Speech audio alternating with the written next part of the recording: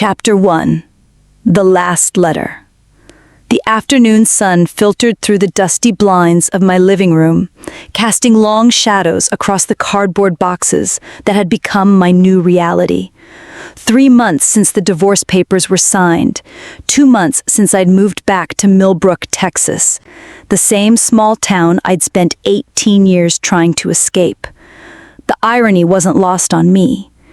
I sat cross-legged on the hardwood floor, surrounded by the remnants of a 20-year marriage that had crumbled like old paper. Wedding photos lay face down in a box marked storage, while Emma's baby clothes were folded neatly in another labeled keep.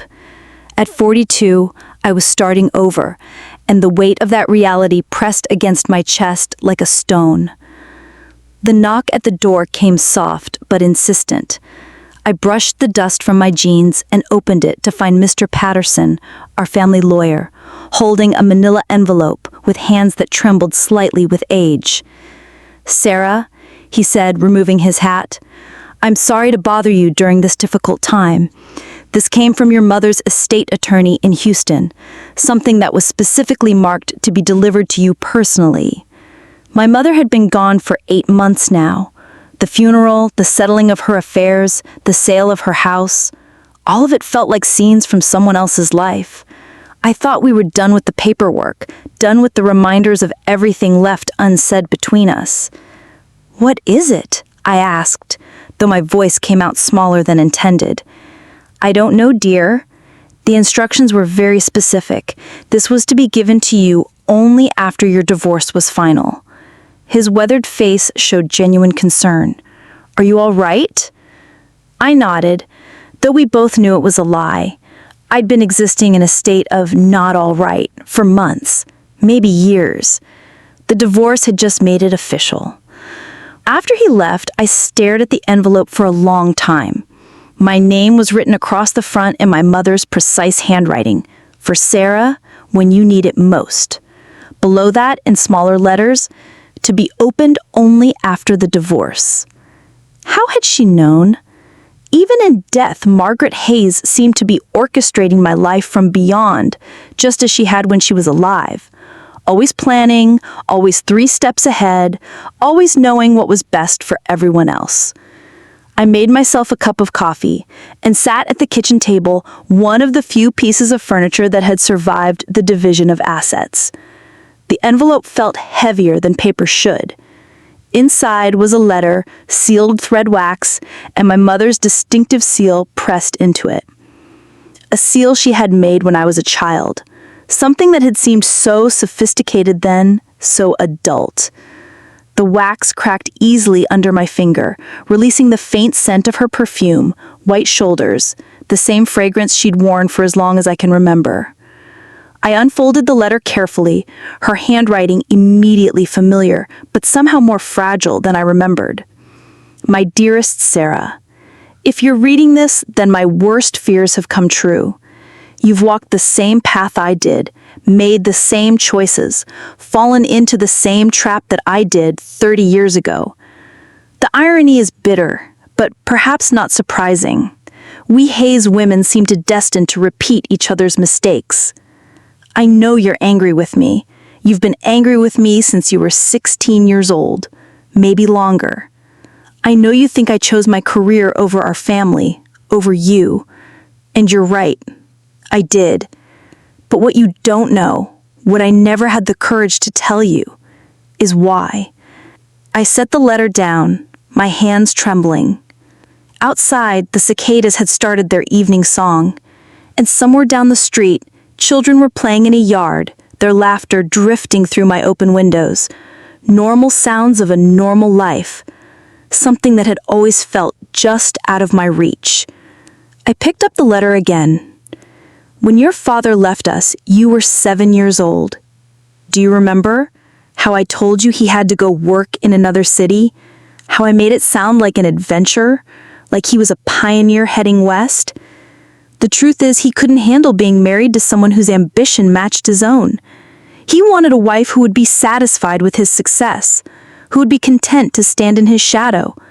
When it became clear that I wouldn't, that I couldn't, he made his choice. He chose to leave rather than fight for us. I was 28 years old, Sarah. 28, with a 7-year-old daughter, a mortgage I couldn't afford, and a bachelor's degree in English that suddenly seemed as useful as tissue paper. I had two choices. I could collapse, or I could build something strong enough to protect us both. I chose to build. But building meant sacrifice. It meant missing your school plays to work late at the office. It meant hiring babysitters when I should have been reading you bedtime stories. It meant becoming the kind of mother I'd sworn I'd never be. Absent, distracted, always with one foot out the door. I told myself it was temporary, that once I made partner, once we were secure, I would pull back. I would be the mother you deserved. The years passed, and I kept moving the goalposts. First it was making partner. Then it was the Peterson case. Then the Harrison merger. There was always one more mountain to climb, one more battle to win. And you grew up watching me climb those mountains, learning that love meant sacrifice, that success required abandoning everything else that mattered. I see now that I didn't just leave you, I taught you to leave yourself. The words hit me like a physical blow. I set the letter down and walked to the window, needing air, needing space. The sun was setting over Millbrook, painting the sky in shades of amber and rose. It was beautiful. The kind of sunset I used to notice before life became an endless series of deadlines and obligations. My phone buzzed on the counter. A text from Emma. "Staying at Dad's tonight. Don't wait up." 16 years old and already an expert at creating distance. Just like I had been at her age. Just like my mother had taught me to be.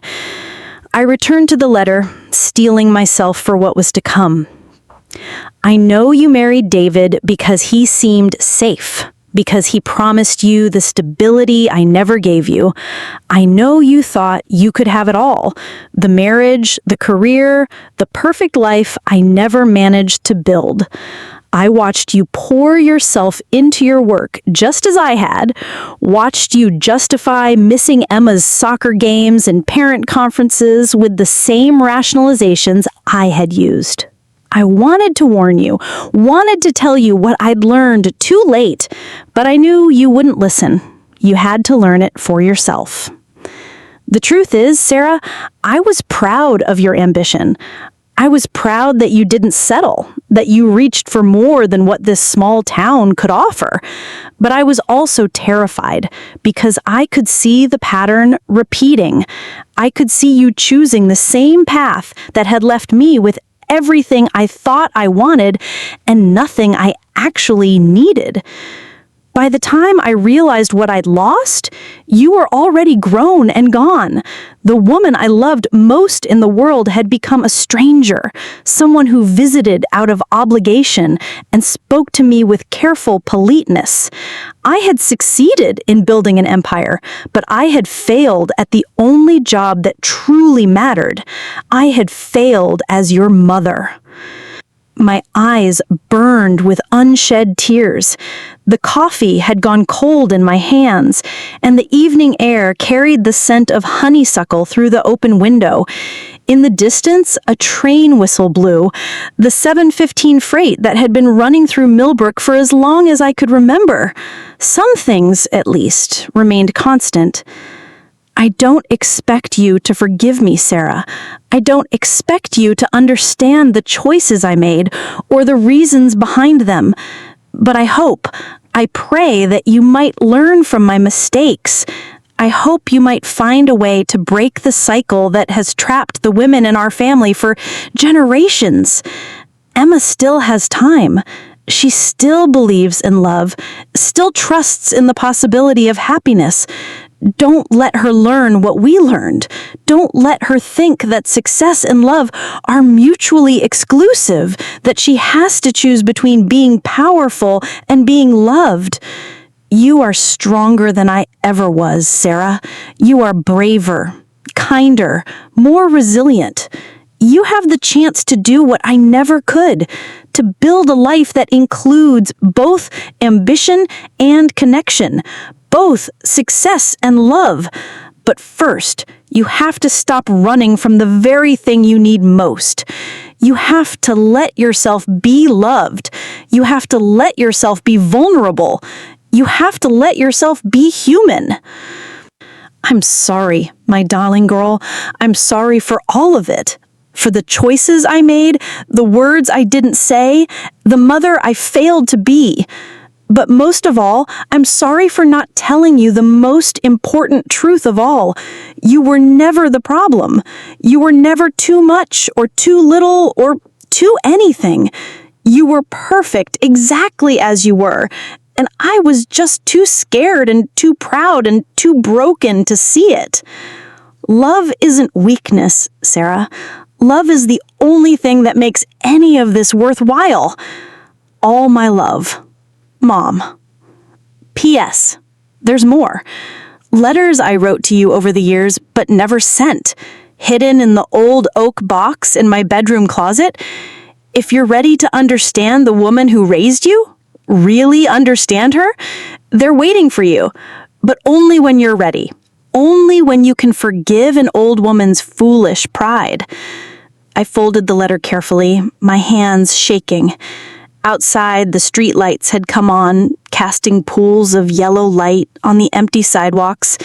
Millbrook was settling into evening, and I was sitting in a half-empty house, holding the words of a dead woman who had finally found the courage to tell the truth. For the first time in months, I cried. Not the careful, controlled tears I'd allowed myself during the divorce proceedings, but the deep, wrenching sobs of a woman who had finally been seen by the person that mattered most.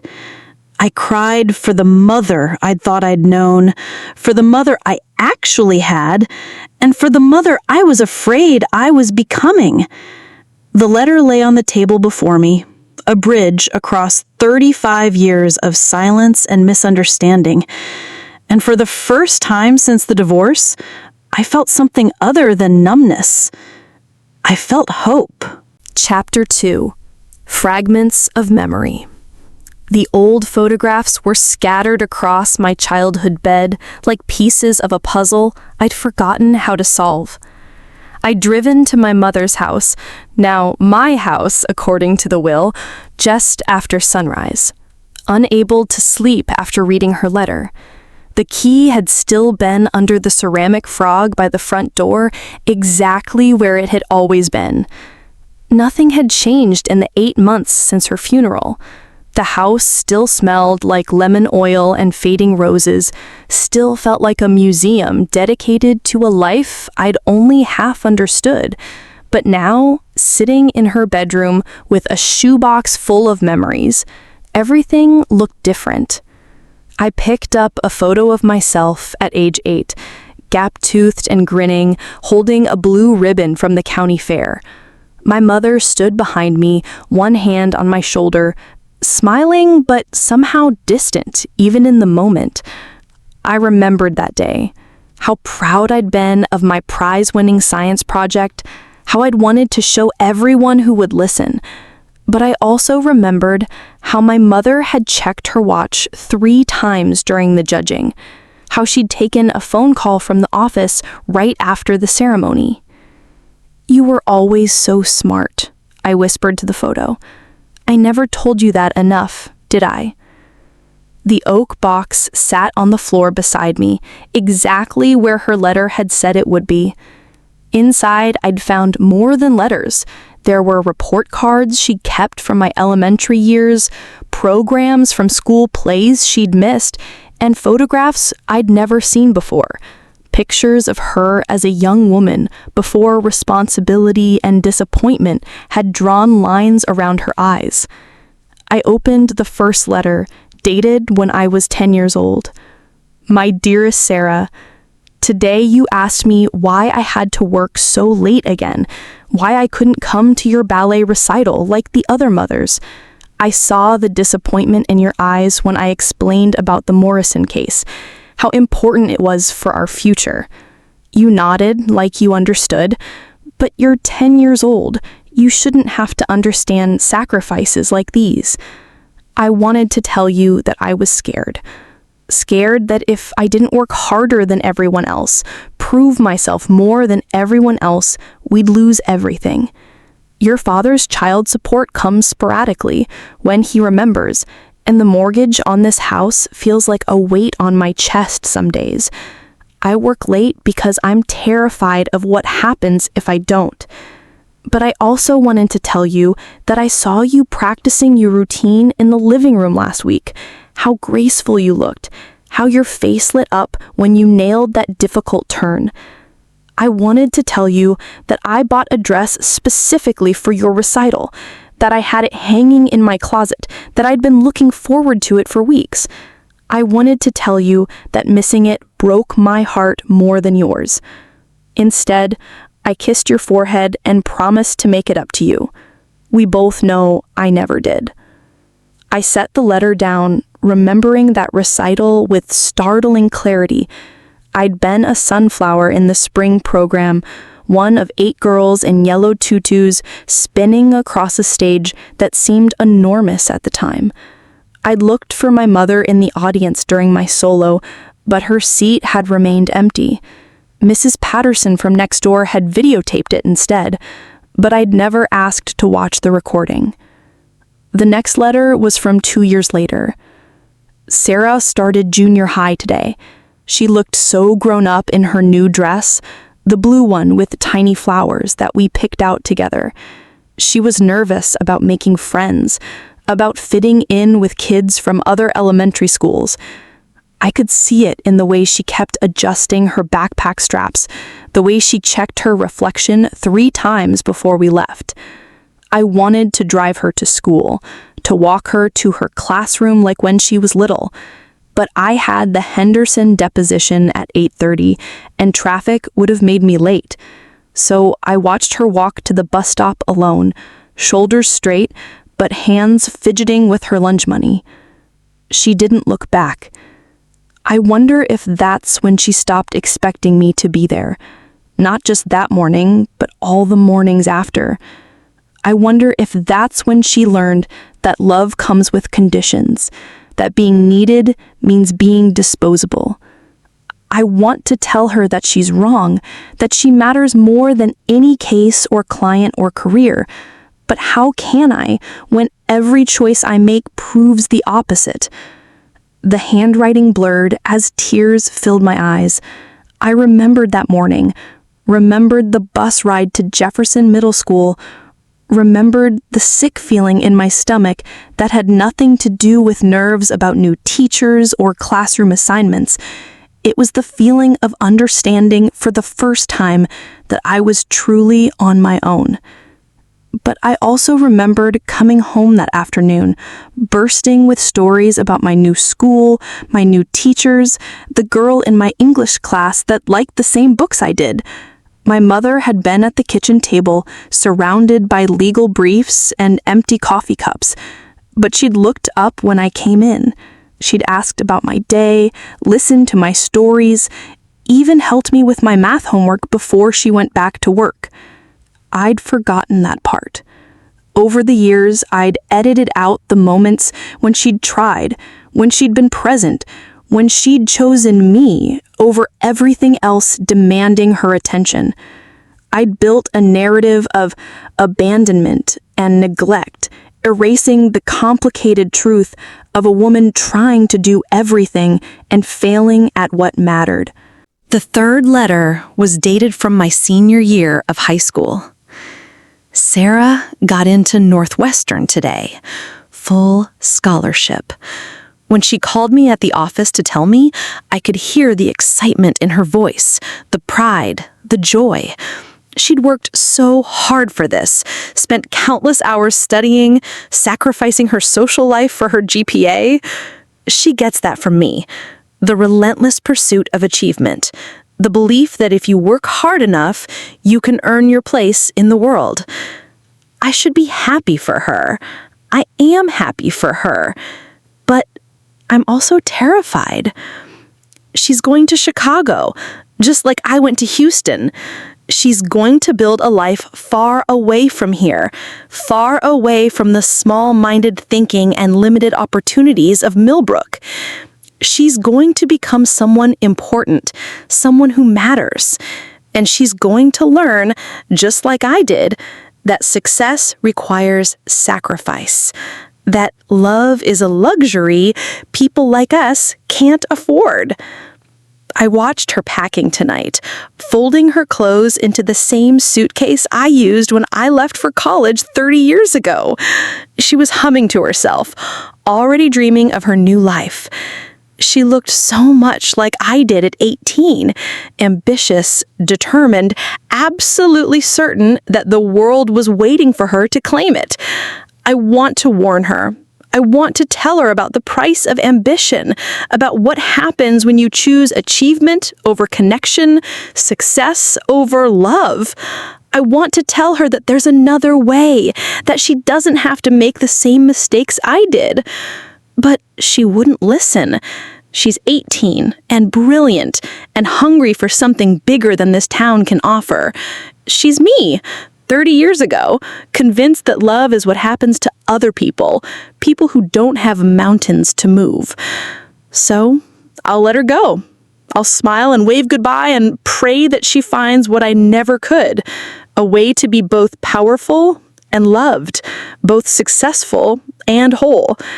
I'll pray that she's braver than I was, stronger than I was, smart enough to recognize what matters before it's too late.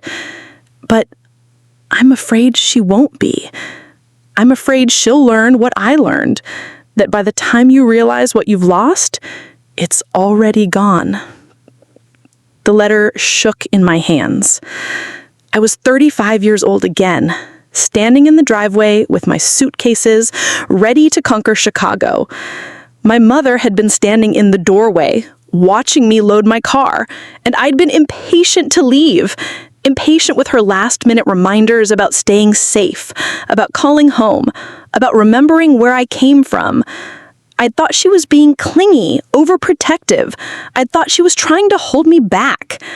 I'd been wrong about everything. The last letter in the box was dated just 3 months before she died.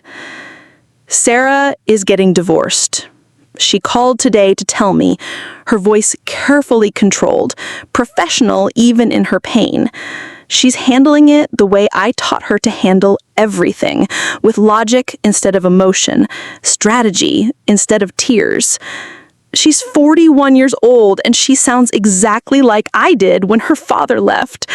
Practical, resigned, determined to frame it as a business decision rather than a heartbreak.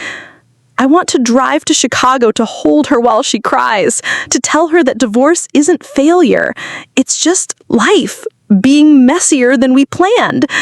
I want to help her pack, to make her soup, to remind her that she's still worthy of love, even when love doesn't work out the way we hoped.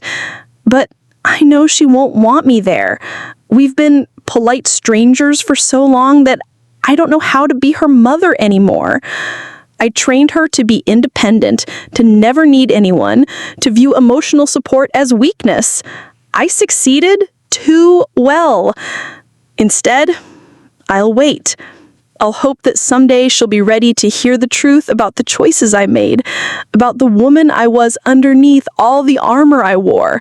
I'll hope that someday she'll forgive me for loving her the only way I knew how, from a distance, with actions instead of words, with sacrifice instead of presence.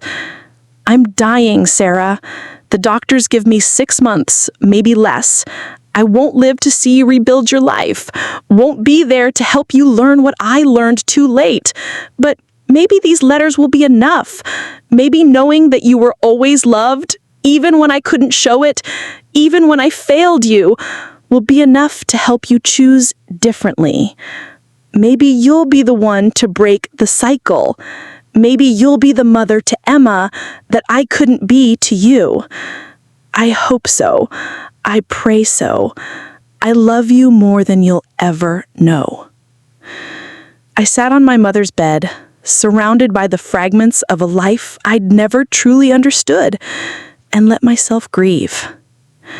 Not just for her death, but for all the years we'd lost to pride and misunderstanding, for all the conversations we'd never had, for all the love we'd hidden behind walls of professionalism and control. But there was something else growing alongside the grief, a recognition, uncomfortable and undeniable. I had become exactly what my mother had feared I would become. I had chosen David not because I loved him, but because he was safe, because he wouldn't challenge me or compete with me or expect more than I was willing to give. And when he'd finally asked for more time, more attention, more emotional availability, I felt suffocated, trapped, resentful. I'd become my mother, and I was raising Emma to be me. The pattern had to stop. The cycle had to break. But first, I had to face the hardest truth of all. I didn't know how to love without conditions. I didn't know how to be vulnerable without feeling weak. I didn't know how to let people close without fearing they'd leave. I didn't know how to be the mother Emma needed because I'd never learned how to be the daughter my mother had wanted. But maybe it wasn't too late. Maybe the fact that I could see the pattern meant I could change it. Maybe Emma and I could learn together what my mother and I had never figured out: how to love each other without keeping score, how to be present without losing ourselves, how to build something stronger than fear. I gathered up the letters and photographs, carefully placing them back in the oak box. Tomorrow, I would drive back to Millbrook. Tomorrow, I would try to start a conversation with my daughter that my mother and I had never been brave enough to have. Tomorrow, I would try to break a cycle that had been 3 generations in the making. Chapter 3. Mirror slightly cracked. Emma's car wasn't in the driveway when I got home. A note on the kitchen counter, written in her careful script. At Jess's house, back by 10. No, love, Emma. No, hope you had a good day. Just the bare minimum of information required to avoid a lecture about communication. I stared at the note, remembering my own teenage years, the way I'd perfected the art of being physically present but emotionally absent. Emma had learned from a master, it seemed. The irony was sharp enough to cut. I made dinner for one. Grilled chicken, steamed broccoli, brown rice. The same healthy, practical meal I'd eaten alone countless nights during the final years of my marriage. David had usually worked late, and Emma had survived on a steady diet of after-school activities and fast food, eaten in cars between soccer practice and violin lessons. We'd called it efficiency. We'd called it making the most of our time. We'd been lying to ourselves. Emma came home at 9:47, exactly 13 minutes before curfew. She'd mastered that particular dance too, the art of technical compliance that avoided confrontation while maintaining emotional distance. She found me in the living room, reading one of my mother's letters by lamplight. "How was Jess's?" I asked, looking up as she kicked off her shoes. "Fine." She headed for the stairs without slowing down. "Emma, wait." She paused, one hand on the banister, her body language screaming impatience. At 16, she was taller than me, with my dark hair but David's green eyes. Beautiful in the way that came from being young and healthy and completely unaware of her own power. But there was something brittle about her now, something that hadn't been there before the divorce. "I need to talk," I said. "About what?" "About us.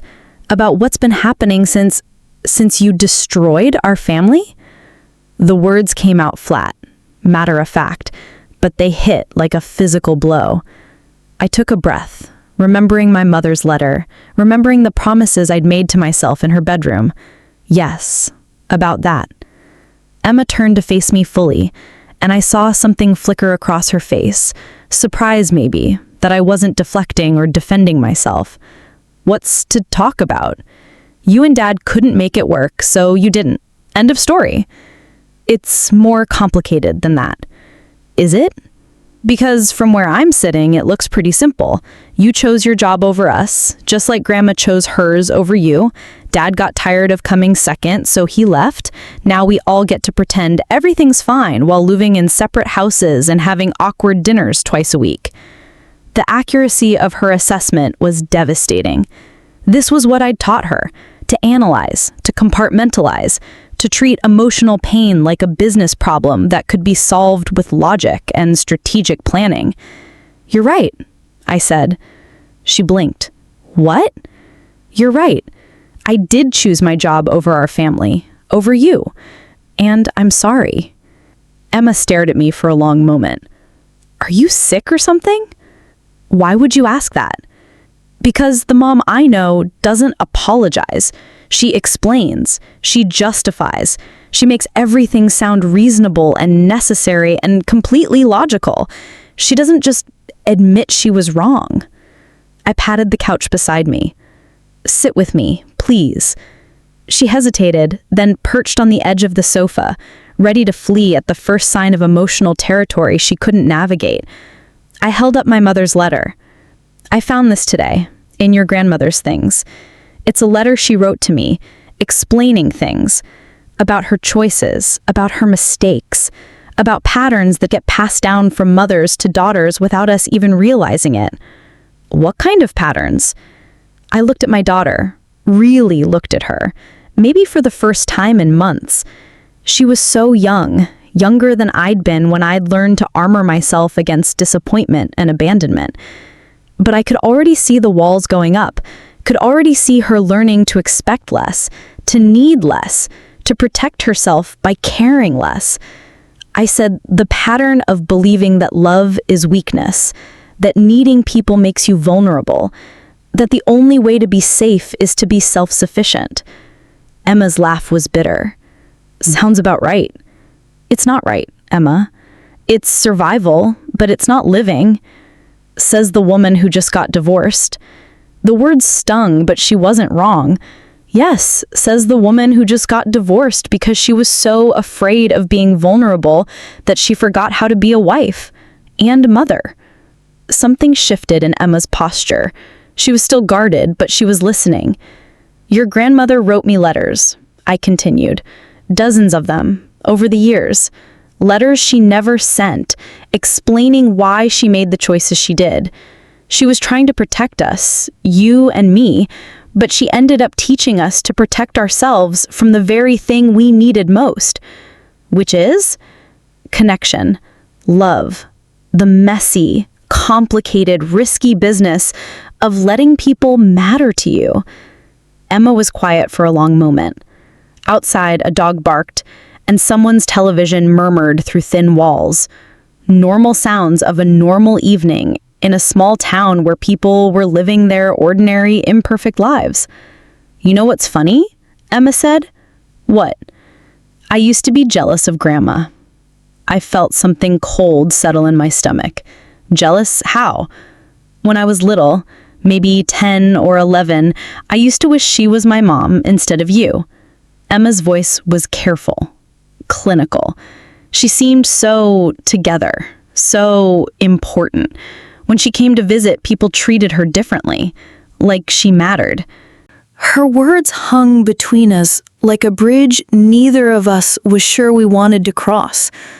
I thought about my mother's letters, about the woman who had built an empire but lost her daughter in the process. I thought about my own marriage, how I'd been so focused on being the perfect professional woman that I'd forgotten to be a person David wanted to come home to. I don't want to be like her, Emma said quietly, or like you. The words should have hurt, but instead they felt like hope. If Emma could see the pattern, maybe she could choose differently. Maybe the cycle could stop with her. Then don't be, I said. It's not that simple. Why not? Emma looked at me like I was being deliberately obtuse. Because I'm already like you.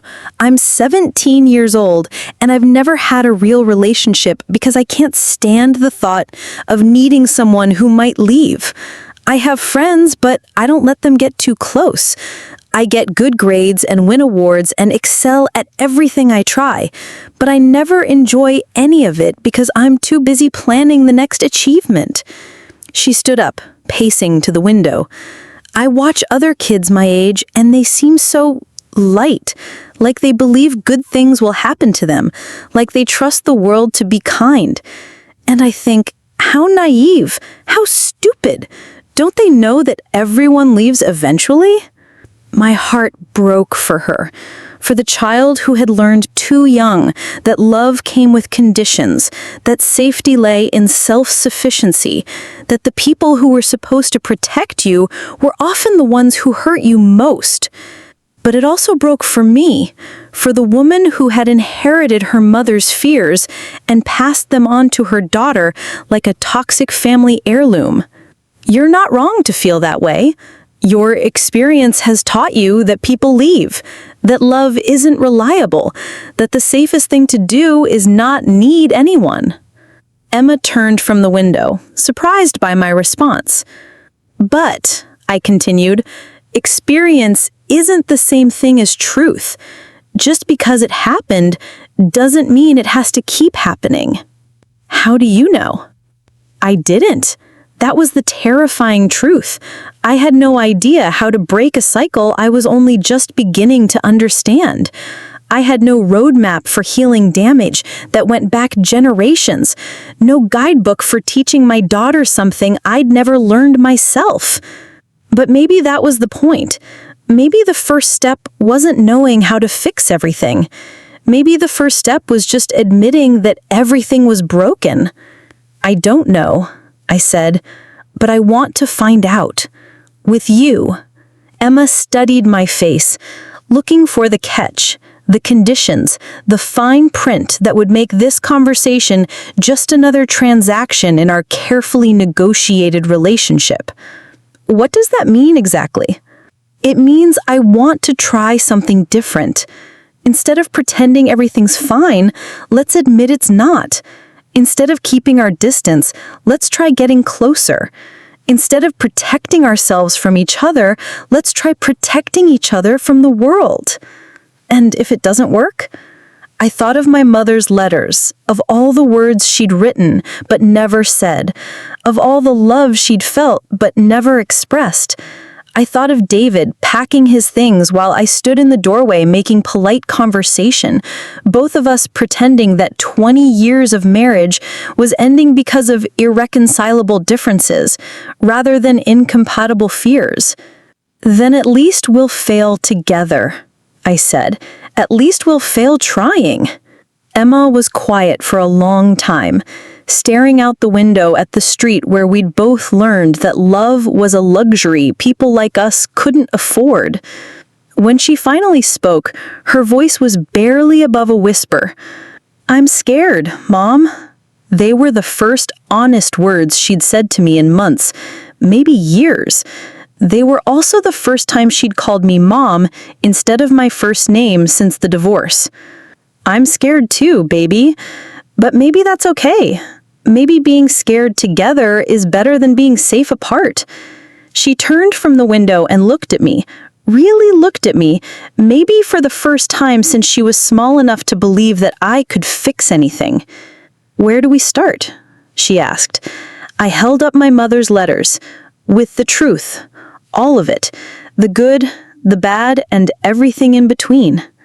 Emma nodded slowly, then sat back down on the couch, this time settling into the cushions instead of perching on the edge.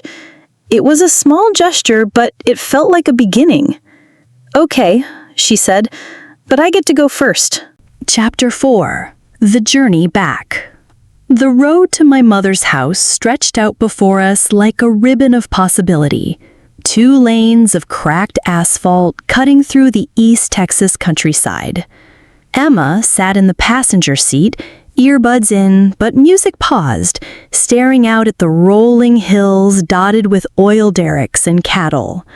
We'd been driving for an hour in comfortable silence, the kind of quiet that felt safe rather than loaded with unspoken tension. "Tell me about her," Emma said suddenly, pulling out her earbuds. "About Grandma. Not the stuff I already know, the lawyer thing, the awards, the fancy house in Houston. Tell me about her when she was young." I glanced at my daughter, surprised by the request. We'd agreed to spend the weekend going through my mother's things together, but I hadn't expected Emma to ask for stories. In our family, the past had always been something to escape from, not something to explore. "What do you want to know?" "I don't know. Anything. Everything." Emma shifted in her seat to face me. "You never really talked about her, not as a person. She was just Grandmother Margaret, this important woman who visited twice a year and sent me savings bonds for my birthday." I thought about that for a moment, realizing Emma was right. I'd presented my mother to her the same way my mother had presented herself to me, as a title rather than a person, a list of achievements rather than a human being with hopes and fears and dreams that had nothing to do with courtrooms and closing arguments. She wanted to be a teacher. Really? When she was in college, before she met your grandfather, she studied education. She wanted to teach high school English, maybe eventually become a principal. She used to talk about wanting to make a difference in kids' lives, about being the kind of teacher who changed how students saw themselves. Emma was quiet, processing this information. What happened? Life happened. She met my father, got married, got pregnant with me. Back then, in small towns like this, married women didn't work outside the home unless they had to, so she put away her dreams and focused on being a wife and mother. Until Grandpa left. Until he left. I slowed down for a curve, remembering the stories my mother had told me in rare moments of vulnerability. She was 28, with a 7-year-old daughter and no job experience beyond substitute teaching. She could have gone back to education, but it would have meant starting at the bottom, making barely enough to scrape by. So she went to law school instead. Night school. She worked as a secretary during the day, took classes in the evening, studied after I went to bed. It took her 6 years to get her degree. Emma was quiet for a long moment. That's actually pretty amazing. It was. She was brilliant, Emma. Absolutely brilliant. But she was also scared all the time. Scared we'd lose the house. Scared she wouldn't be able to provide for me. Scared that if she showed any weakness, any uncertainty, everything would fall apart. We passed a roadside stand selling peaches and watermelons, the kind of place my mother and I used to stop at when I was Emma's age. She'd always bought more fruit than we could eat, as if abundance was a hedge against the scarcity she'd known as a young single mother. "Is that why she was so cold?" Emma asked. The question caught me off guard. Cold? Maybe not cold. Distant? Like she was always thinking about something more important than whatever was happening right in front of her. I considered this, thinking about my mother's letters, about the woman who had loved fiercely but struggled to express it. I think she was scared of getting too attached to anything she might lose, including me. That's sad. It is sad, but it's also understandable. When you've lost everything once, you spend the rest of your life trying to make sure it doesn't happen again. Emma nodded slowly. "Is that why you married Dad? Because he felt safe?" The question was perceptive in the way that teenage questions often were, cutting straight to the heart of things adults spent years dancing around. I'd been asking myself the same question since the divorce, but hearing it from Emma made it impossible to avoid answering. Partly, yes, your father was, predictable, stable. He had a good job, a clear life plan, reasonable expectations.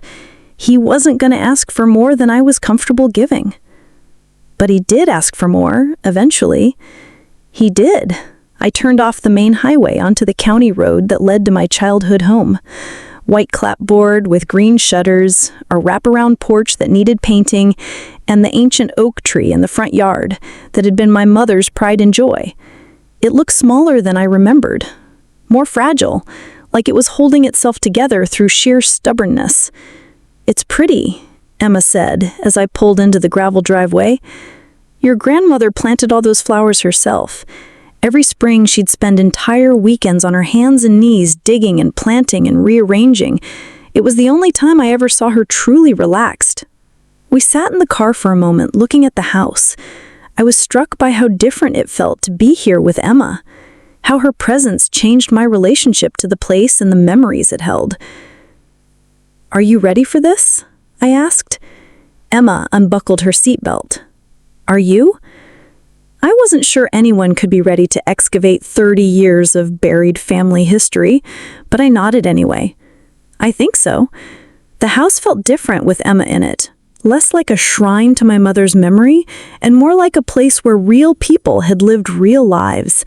Emma moved through the rooms with the curiosity of someone seeing family history for the first time, asking questions about photographs and furniture, touching objects that had meaning I'd never explained. "This was her bedroom," I said, opening the door to reveal the oak box still sitting on the floor beside the bed. Emma knelt beside the box, running her fingers over the carved lid. "It's beautiful." She had it made when I was little. I always thought it was for important legal documents, but it turns out it was full of letters she wrote but never sent. "Can I read them?" The question surprised me. "Are you sure you want to?" I need to understand her, all of her, not just the version you and she decided to show me. Emma looked up at me. "Is that okay?" I nodded, settling on the bed beside her as she lifted the lid. Inside were the letters I'd already read, plus others I hadn't discovered yet. Emma selected one at random, dated from when I was in college. She read silently for several minutes, her expression shifting from curiosity to surprise to something that looked like recognition. "She was lonely," Emma said finally. "What?" "Listen to this." Emma cleared her throat and began reading aloud. "Sarah called today from Northwestern. She sounds happy, busy, full of plans for her future. She told me about her classes, her professors, the internship she's hoping to get this summer. She sounded like she's exactly where she's supposed to be, doing exactly what she's meant to do. I should be proud. I am proud. But I'm also jealous of everyone who gets to be part of her daily life now, everyone who gets to see her smile, hear her laugh, watch her become the woman she's meant to be. I gave her the tools to build a life without me, and now she has. I should celebrate that success. But instead, I feel like I've worked myself out of a job." Emma set the letter down. "She missed you, Mom. She missed you so much." I felt tears threatening, remembering those college phone calls, how they'd gradually become shorter and less frequent as I got busier with school and social life and building my adult identity. I'd thought my mother was relieved to have me out of her hair, free to focus on her career without the distraction of parenting.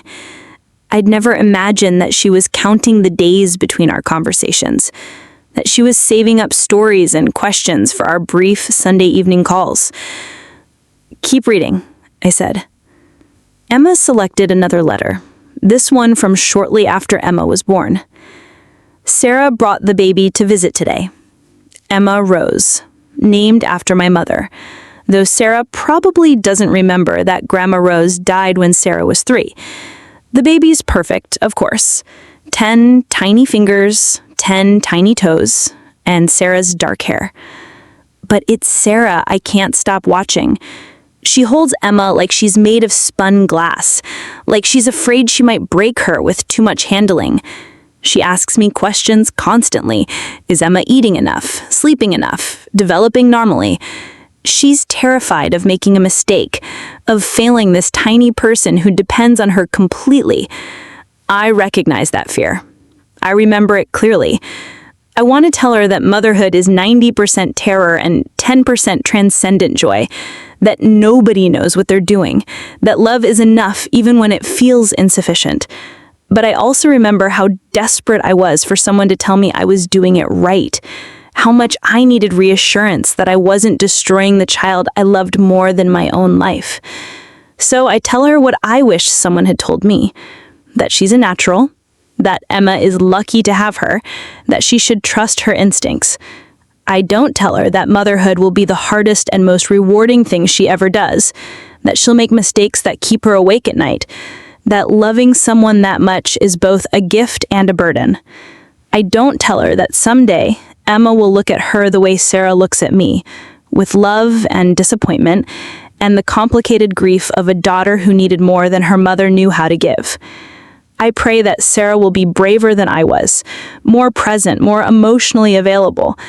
I pray that she'll learn from my mistakes rather than repeating them. Emma's voice trailed off. When she looked up at me, her eyes were bright with unshed tears. "She was trying to protect you," I said. "From what?" "From becoming her, from making her mistakes, from hurting you the way she hurt me."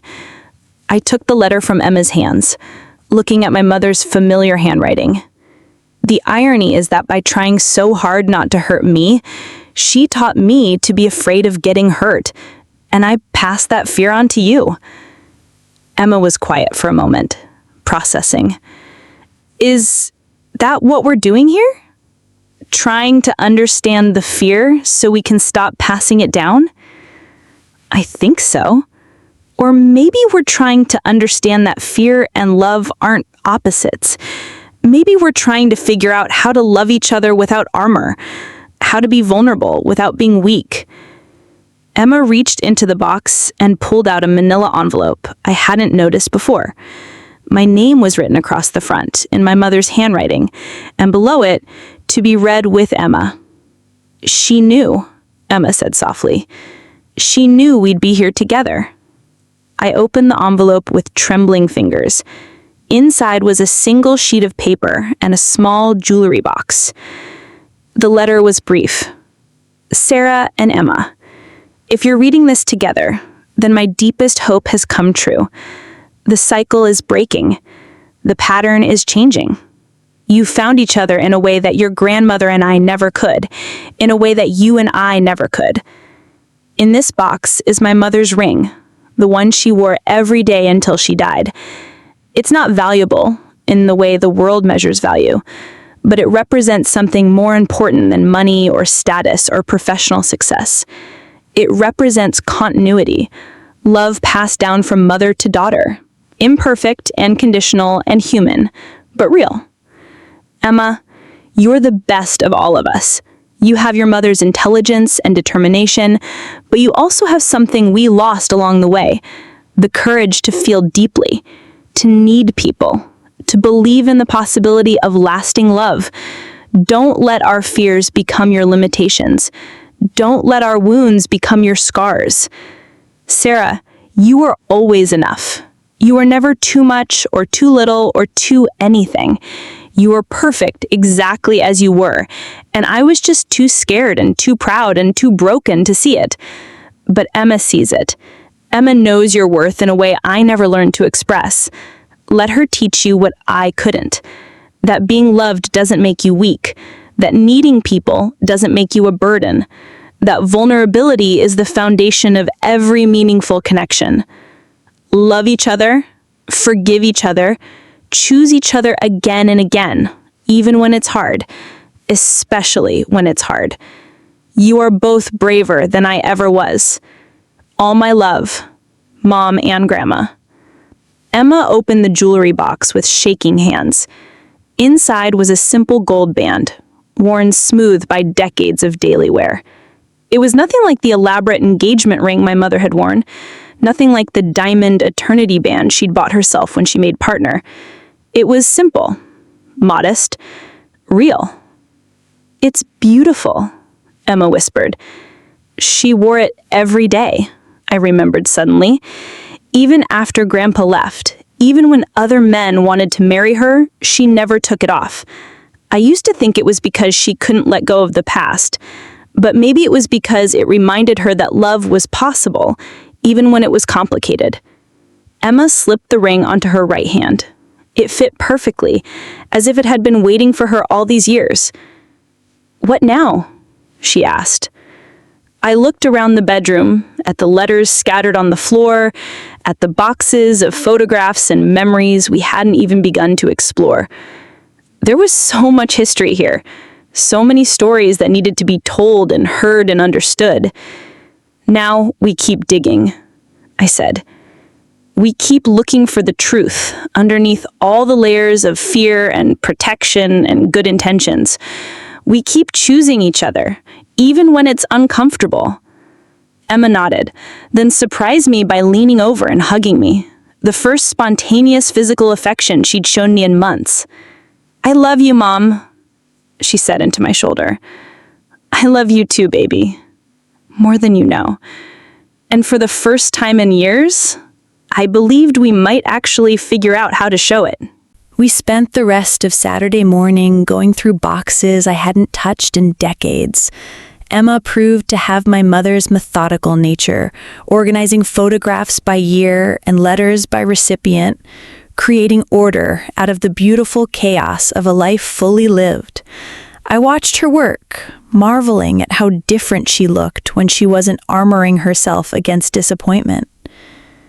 "Mom, look at this," Emma said, holding up a photograph that made my breath catch.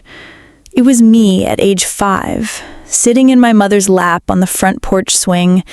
We were both laughing at something off camera, and my mother's arms were wrapped around me with the kind of unconscious protectiveness that speaks of deep, uncomplicated love. I had no memory of the moment, but the evidence was undeniable. There had been a time when my mother and I had been easy with each other, when love hadn't required translation or interpretation.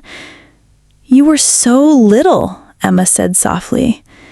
"Your age in that picture, maybe younger." I took the photograph, studying my mother's face. She looked happy in a way I rarely remembered seeing her, relaxed, present. This was before everything got complicated. Before your grandpa left? Before she learned that loving someone meant risking everything. Emma was quiet, turning the photograph over to read the date written in my mother's careful script. "You know what's weird? She kept this picture on her bedside table. I saw it every time we visited, but I never really looked at it. I just assumed it was there because she was supposed to have pictures of her family, not because she treasured it." The observation was painfully accurate. My mother had displayed family photographs the way she'd worn her professional achievements, as proof of success, rather than expressions of love. But now, surrounded by the private archives of her heart, a different picture was emerging. The woman who had seemed so cold and distant had been carefully preserving every moment of connection, every evidence of the love she'd been too afraid to express directly. "Here's another one," Emma said, pulling out a letter addressed to both of us. "This one's different. The envelope says, 'For the hard conversation.'" I felt something tighten in my chest. What hard conversation? Emma opened the letter carefully. "Let me read it first," she said, and I could hear the protection in her voice, the way she was trying to shield me from whatever painful truth my mother had saved for last. But Emma's face changed as she read, shifting from concern to surprise to something that looked almost like relief. When she finished, she handed me the letter without comment. "My dearest girls, if you're reading this, you've made it through the first layer of truth. You've learned about my mistakes, my fears, my regrets. You've begun to see the woman beneath the armor, and I hope you've begun to forgive her for loving imperfectly. But there's more. There's always more, isn't there? Sarah, You've spent your adult life believing that your father left because I was too ambitious, too demanding, too unwilling to be the kind of wife he needed. The truth is more complicated, and I think more hopeful. Your father didn't leave because I was too much. He left because he was too little. He left because, when faced with a wife who was his intellectual equal, who had dreams and ambitions that matched his own, who refused to shrink herself to make him feel larger, he chose ego over partnership. He chose to find a woman who would make him the center of her universe, rather than learning to share the spotlight with someone he claimed to love. I don't tell you this to vilify him or to excuse my own failures as a wife and mother. I tell you this because you deserve to know that you were never the problem.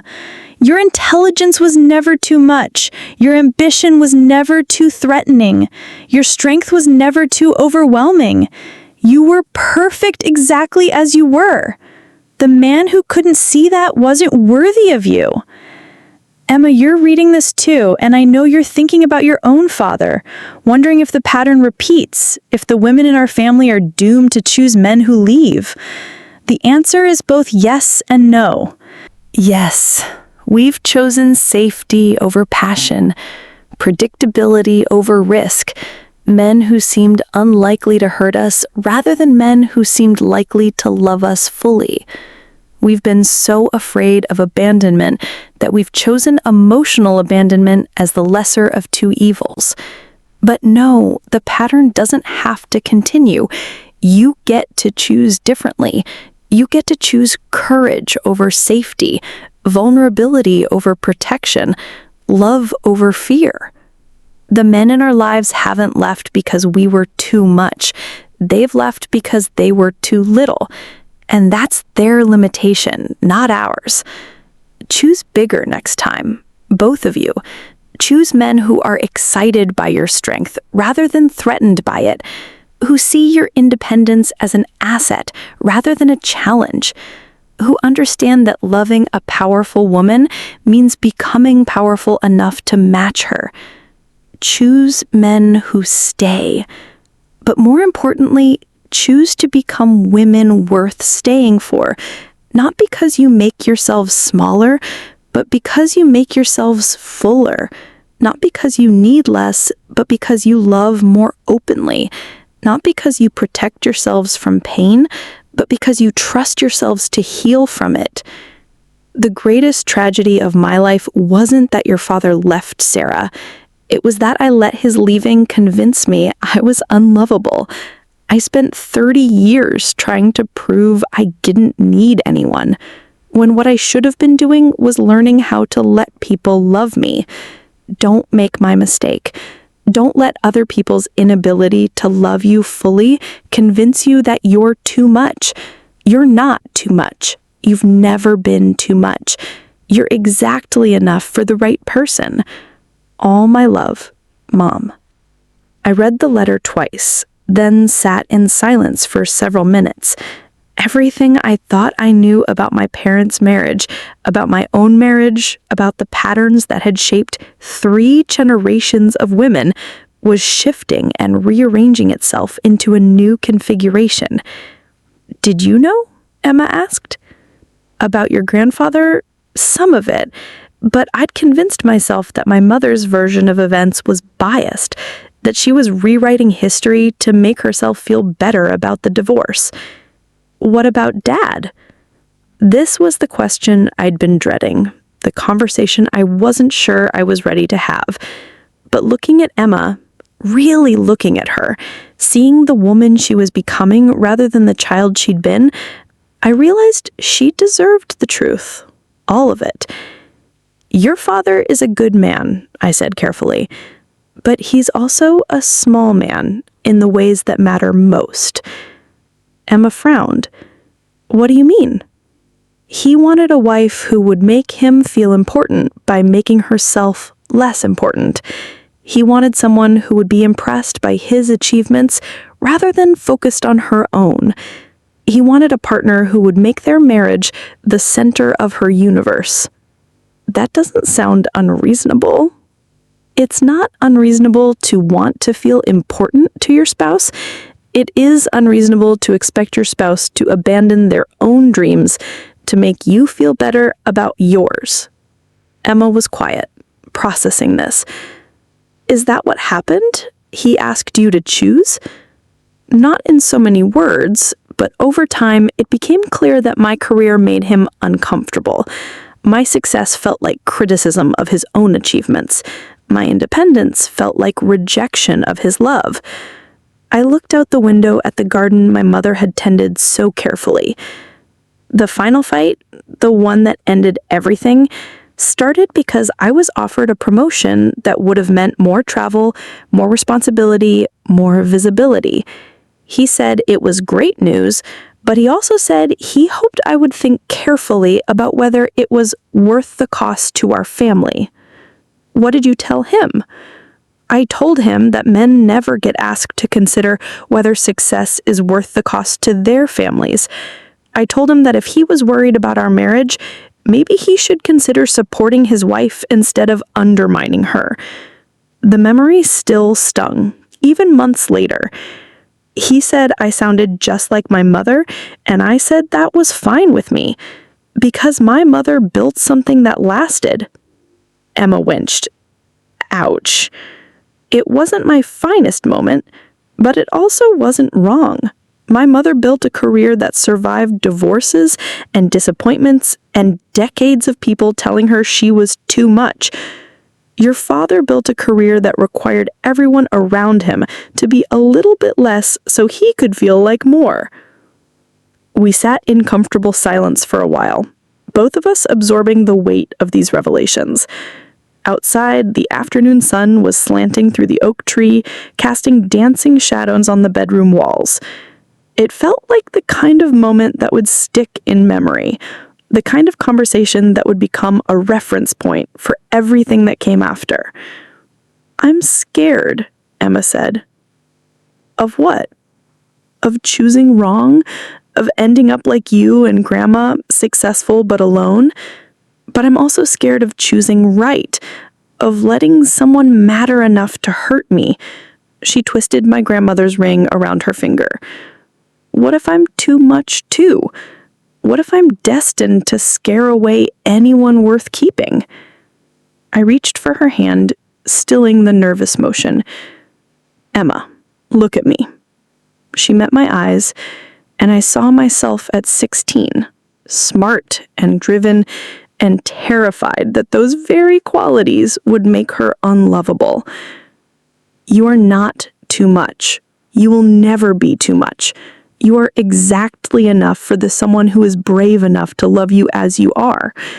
I squeezed her hand, and if they're not brave enough, if they ask you to be smaller so they can feel larger, then they're not worthy of you. Full stop. How do I know the difference? How do I know if someone is asking me to compromise or asking me to diminish myself? It's a good question. Maybe the most important question. I thought about my marriage to David, about the subtle ways I'd been asked to make myself less so he could feel like more. I thought about my mother's marriage, about the price she paid for choosing safety over authenticity. Compromise is when you're both adjusting to fit each other better. Diminishment is when only one person is doing the adjusting. Compromise is temporary and specific, like, let's eat at your favorite restaurant tonight, and we'll try mine next time. Diminishment is permanent and global, like, you're too intense, you need to tone it down. Emma nodded slowly. What about love? How do I know if what I'm feeling is love or just the relief of finding someone who doesn't run away? Another excellent question. Another place where I made mistakes that cost me 20 years of my life. Love makes you want to be more yourself, not less. Love makes you braver, not smaller. Love feels like expansion, not contraction. I thought about the early days of my marriage, how David's attention had felt like validation rather than genuine affection. If someone's love makes you feel like you have to hide parts of yourself, it's not love. It's need or fear, or the desire to be chosen by someone who seems safe. Is that what happened with you and Dad? I think so. I loved the idea of David more than I loved David himself. I loved feeling chosen by someone stable and predictable. I loved the security of being with someone who would never ask for more than I was comfortable giving. I paused, remembering. But I never felt like he saw me, really saw me, the real me, with all my ambitions and complications and rough edges. He saw the version of me that fit his vision of what a wife should be. Emma was quiet for a long moment. Do you regret it? Marrying him, I mean? No, I said, surprising myself with the certainty in my voice. Because he gave me you. Because 20 years of learning what I didn't want helped me figure out what I do want. Because sometimes you have to walk the wrong path for a while before you find the right one. What do you want now? I thought about that. Really thought about it. Maybe for the first time since the divorce. For months, I'd been focused on what I didn't want, on what hadn't worked, on all the ways I'd failed at being a wife and mother. But what did I actually want? I want connection without conditions. I want someone who is excited by my strength rather than threatened by it. I want partnership instead of competition. I want love that feels like coming home rather than going to work. Emma smiled, the first genuine smile I'd seen from her in months. That sounds nice. It does, doesn't it? I smiled back. What about you? What do you want? I want to be brave enough to let someone see all of me and still choose to stay. I want to love someone who makes me want to be better without making me feel like I'm not already good enough. She paused, searching for the words. I want what Grandma described in her letters. Love that survives mistakes and misunderstandings and the ordinary difficulties of building a life with another person. That's a beautiful thing to want. It's a terrifying thing to want. The best things usually are. Emma stood up, stretching, and I realized we'd been sitting on the floor for hours. The bedroom was transformed, no longer a shrine to my mother's memory, but a workshop where 3 generations of women had finally learned to tell each other the truth.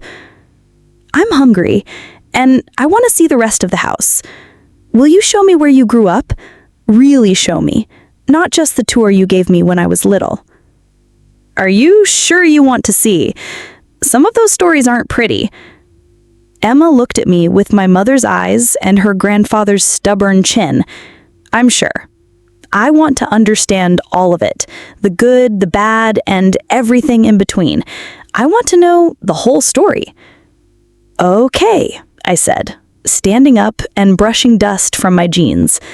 But fair warning, I was not an easy teenager. Emma grinned. I can hardly imagine. For the first time in years, I laughed at my daughter's teasing instead of hearing it as criticism.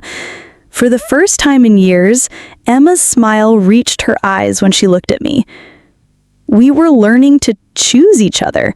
We were learning to choose love over fear, connection over protection, truth over the comfortable lies we'd been telling ourselves for too long. We were breaking the cycle, one honest conversation at a time. Chapter 6. Dawn's Promise. 6 months later, I stood in the kitchen of our new house, still in Millbrook, but closer to the center of town, with a front porch swing and a garden I was learning to tend. Emma was at the kitchen table, writing in the journal she'd started keeping after our weekend at my mother's house. The morning sun streamed through windows I'd left uncovered, something the old me never would have done. Privacy had always felt like protection, but I was learning to choose light over shadows. "Mom," Emma said without looking up from her writing, Mrs. Patterson asked if we want to help with the community garden this spring. What did you tell her? That I'd ask you, but I was pretty sure you'd say yes. Emma glanced up with a smile. You've been saying yes to a lot of things lately. She wasn't wrong. In the past 6 months, I joined the library board, started volunteering at the literacy center, and even agreed to help coach the high school mock trial team. I'd been building a life that was about more than just work, more than just achievement, more than just the careful accumulation of professional success. I've been learning that saying yes to one thing doesn't mean saying no to everything else, I said, pouring coffee into 2 mugs, a new morning ritual Emma and I had developed. Is that from therapy? Emma asked with good-natured teasing. Everything's from therapy these days, I admitted. Dr. Martinez would be proud that I'm integrating her lessons into casual conversation. Emma laughed, and the sound still surprised me with its openness. We'd started family therapy together 3 months ago, individual sessions for each of us and joint sessions to work on what Dr. Martinez called rebuilding intimacy after protective detachment. The language was clinical, but the work was deeply personal. Learning to trust each other with our full selves, learning to love without keeping score, learning to disagree without withdrawing.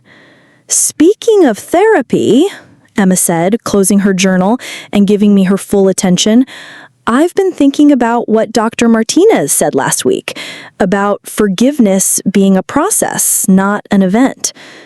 What about it? I think I'm ready to forgive Dad. The words hit me with unexpected force. Emma and David's relationship had been strained since the divorce, marked by polite distance and careful conversations that avoided any topic that might lead to conflict. Em spent her court-mandated weekends at his apartment, but she came home withdrawn and restless, as if those visits drained something essential from her. What changed? I asked carefully. Emma was quiet for a moment, considering.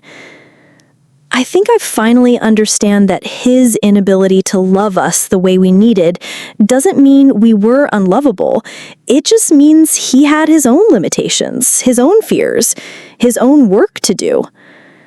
I sat down across from her, marveling at the wisdom in her 17-year-old voice. That's very mature of you. I learned it from watching you, Emma said simply.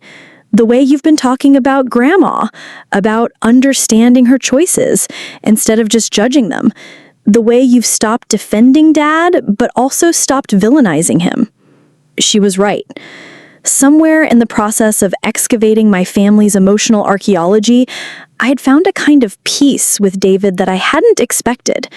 Not reconciliation, too much had been broken for that, but acceptance. He had loved us the best way he knew how, even if it wasn't the way we needed. Have you told him? I asked.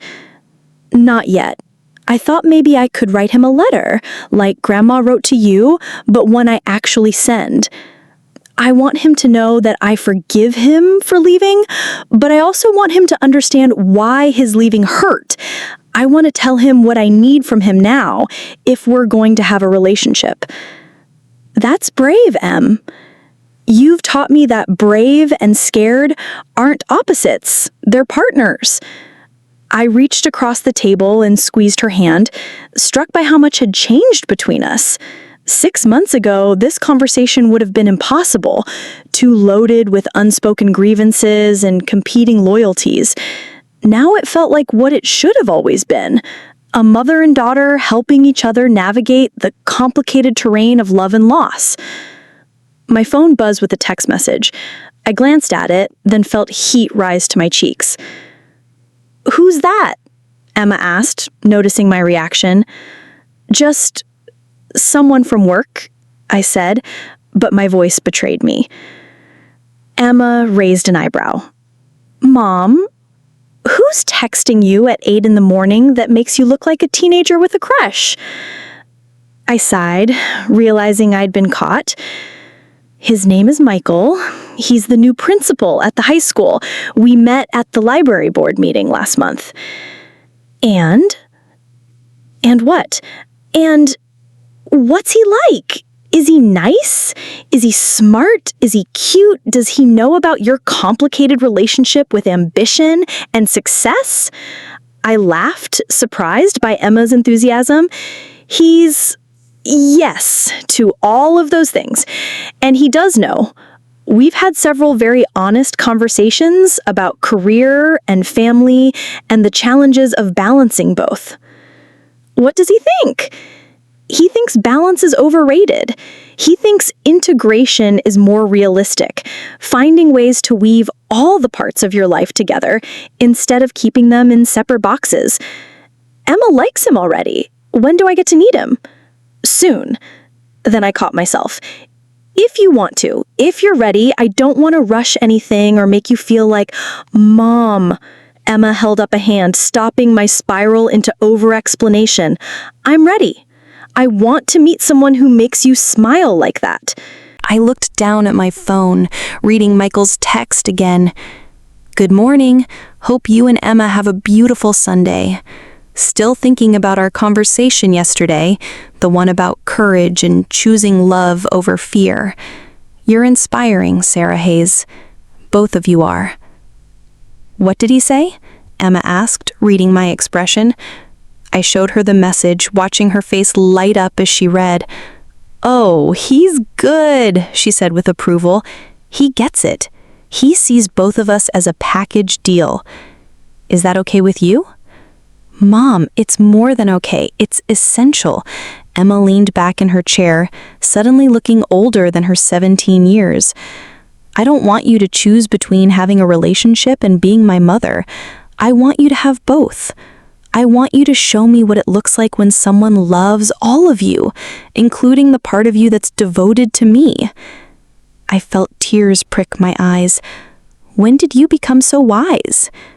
I learned from the best, Emma said, then paused. Actually, I learned from the best and the worst. I learned from Grandma's mistakes and your mistakes and my own mistakes. That's the gift of coming last in the generational lineup. You get to learn from everyone else's trial and error. Speaking of learning, I said, wiping my eyes before the tears could fall, I have something to tell you about college. Emma's expression shifted, becoming more guarded. College applications were due 3 months, and it had become a source of tension between us. Emma wanted to stay close to home, to attend UT Austin or Texas A&M. I'd been pushing for schools with stronger programs in her areas of interest, schools that happened to be farther away. What about college? I've been thinking about what you said, about wanting to stay in Texas, about not wanting to repeat the pattern of using distance as protection from intimacy. Emma waited, not trusting herself to hope. I think you're right.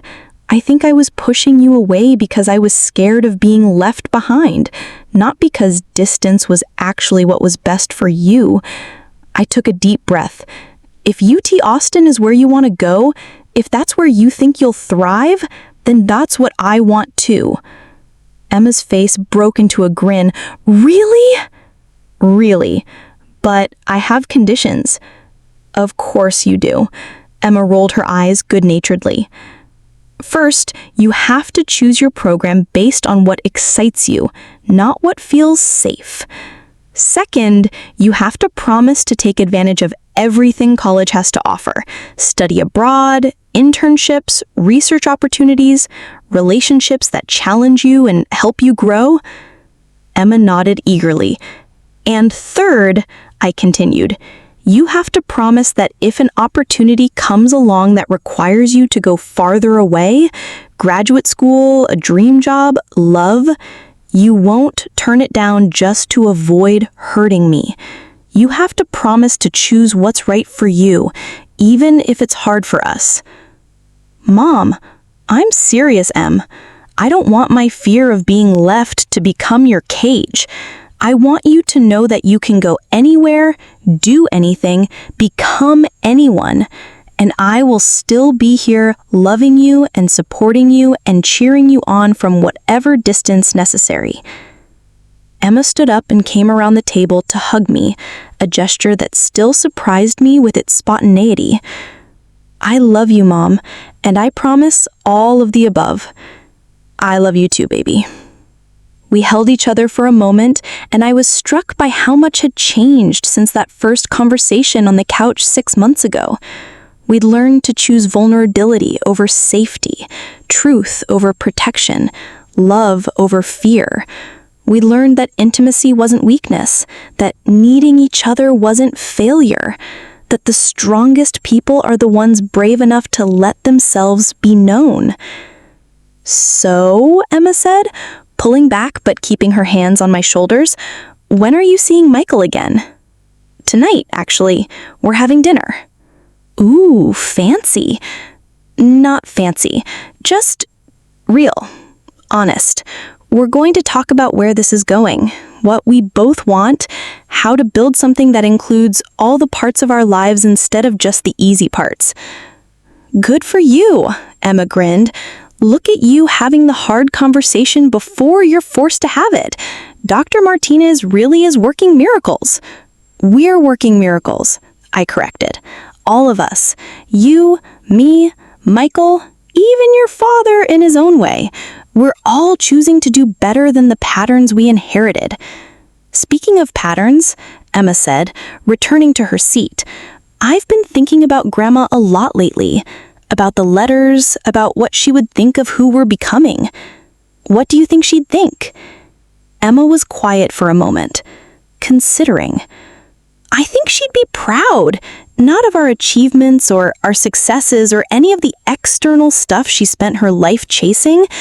I think she'd be proud that we figured out how to love each other without armor, how to be strong without being isolated, how to build lives that include both ambition and connection." "I think you're right." I've been writing to her, in my journal, letters about what I'm learning, questions I wish I could ask her, things I want her to know about who I'm becoming.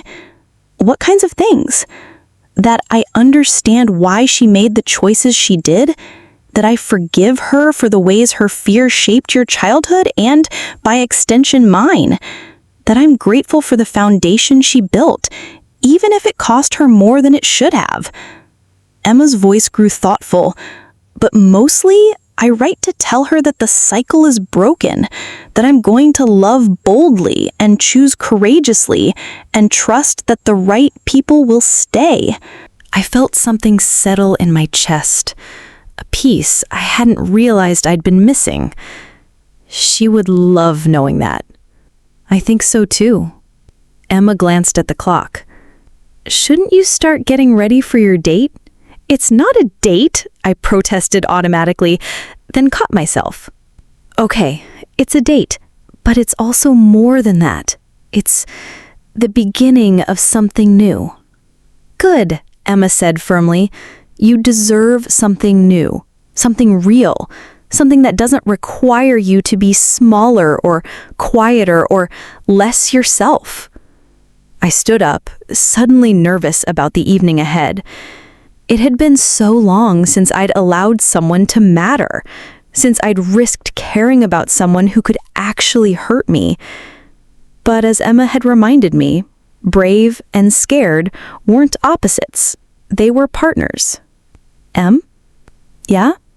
Thank you for everything, for choosing to heal with me instead of walking away, for being brave enough to tell me the truth about what you needed, for showing me that love doesn't have to be perfect to be real." Emma smiled, and I saw my mother in her face. Not the distant, armored woman of my memories, but the young mother in the photograph, laughing on the front porch swing with her daughter in her arms. "Thank you for showing me that it's never too late to start over, that mistakes don't have to define us, that patterns can be broken, that love is always worth the risk." I kissed the top of her head, breathing in the scent of her shampoo and the promise of her future. "I'll see you later tonight. I'll be here. And Mom, have fun. Let yourself enjoy this. Let yourself be happy. As I headed upstairs to get ready for dinner, I carried those words with me like a talisman. Let yourself be happy. Such a simple instruction, but it had taken me 42 years to learn how to follow it. In my bedroom, painted a soft yellow now instead of the sterile white I'd favored during my marriage, I looked at myself in the mirror. The woman looking back wasn't the one who had stood in this same spot 6 months ago, surrounded by moving boxes and the debris of a failed marriage. This woman had color in her cheeks, light in her eyes, hope in her posture. This woman looked like someone worth knowing, worth loving, worth staying for. I thought about the evening ahead, about Michael and the conversation we were going to have about building something real together. I thought about Emma downstairs, writing letters to a grandmother she was finally beginning to understand. I thought about my mother's words. Choose men who stay. Choose to become women worth staying for. I was learning to be worth staying for. Not because I was perfect, but because I was present. Not because I needed less, but because I loved more openly. Not because I was without fear, but because I was brave enough to choose connection despite the fear. Outside my bedroom window, the sun was beginning to set over Millbrook, painting the sky in shades of gold and rose. It was the same sunset I'd watched countless times as a child, but it looked different now. More beautiful, more full of possibility, more like a promise than an ending. I chose a dress the color of spring leaves, one that made me feel beautiful and confident and entirely myself. I chose earrings my mother had given me years ago, but I'd never worn. I chose to believe that the evening ahead would be the beginning of something worth building, something worth protecting, something worth staying for. Downstairs, Emma was still writing in her journal, the afternoon light falling across the pages in golden squares. She looked up when I came into the kitchen. "You look beautiful, Mom." "Thank you, baby." "Are you nervous?" I considered the question honestly. Yes, but it's the good kind of nervous, the kind that comes with possibility rather than fear. That's the best kind. As I gathered my purse and keys, I caught sight of the photograph Emma had found at my mother's house, the one of my mother and me on the front porch swing, both of us laughing at something off camera. Emma had framed it and placed it on our kitchen windowsill where the morning light would catch it every day. 3 generations of Hayes women, I thought. 3 generations of learning to love imperfectly but completely. 3 generations of choosing courage over comfort, truth over protection, connection over safety. The cycle wasn't just broken. It was transformed into something better. A legacy of love that survived mistakes and misunderstandings, that grew stronger through vulnerability rather than weaker, that chose again and again to stay and fight and build rather than run and hide and protect. I love you, Em. Love you too, Mom. Now go be brave. I stepped out into the evening air, feeling the warmth of the setting sun on my face and the promise of tomorrow in my bones. Somewhere in the distance, the 7:15 freight train was blowing its whistle. The same sound I'd heard every evening of my childhood. Some things remained constant, threading continuity through the ever-changing tapestry of a life fully lived. But other things were transforming, healing, growing into something none of us had dared to imagine possible. Love without conditions, connection without armor, hope without limits. I was 42 years old, and I was finally learning how to choose love over fear, how to let myself be known, how to trust that the right person would see all of me and choose to stay. The future stretched out before me like a road I'd never traveled, full of possibilities I was finally brave enough to explore.